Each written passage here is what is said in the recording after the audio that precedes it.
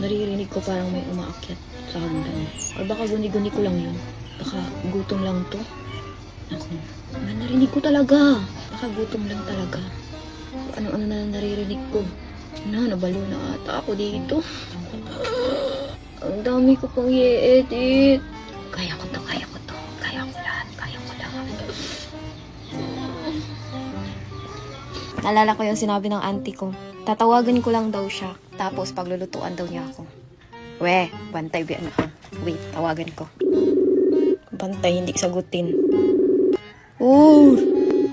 Ate, sagutin mo naman, te. Mapapahiya talaga ako dito, te.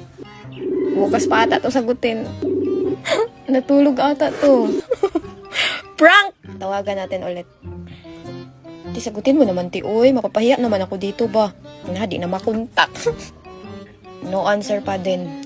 Te, mapapahiya talaga ako sa'yo, te. Nagigil talaga ako. Send. Te!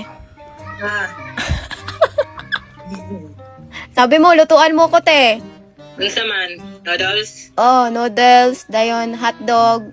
Sige. Sige, Sige, bye. bye. Akala ko mapapahiya na ako. Akala ko bibiguin ako ng auntie ko. Buti na lang talaga, sinagot. Tinatama talaga ako magluto ngayon, lalo na pag nag-edit ako. Buti na lang andyan yung auntie ko. Hindi pa kasi ako nag-lunch. Anong oras na at buti na lang talaga. Pumayag. Eh! Madam muna tayo ngayon. Hindi muna ako magluluto. Buti na lang. Buti na lang hindi ako napahiya dito. Naririnig ko, nagluluto na siya sa baba. Hintayin ko na lang naman. Kasi iakyat niya dito sa taas yan, dito sa kwarto. Disney Princess yarn. Char! Wow! Asan? Wow! Nilagay niya dito sa sahig. May kukunin pa daw siya din sa baba. Wow! Wow! Parang breakfast lang. May tinapay, may hotdog. Pang breakfast talaga to, te. Yes! Hindi mo na ako mag-i-edit. Kakain mo na ako. Noodles. Tinapay plus hotdog. Tapos may noodles pa. Ang sarap ng luto mo, te.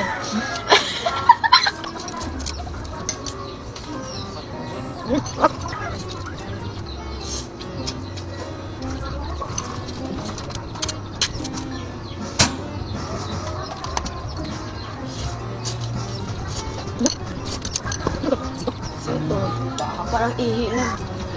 Perfect! Thank you, te. I love you. Mwah, syuk, syuk. Dahil pinaglutuan mo ko, may puso ka sa akin.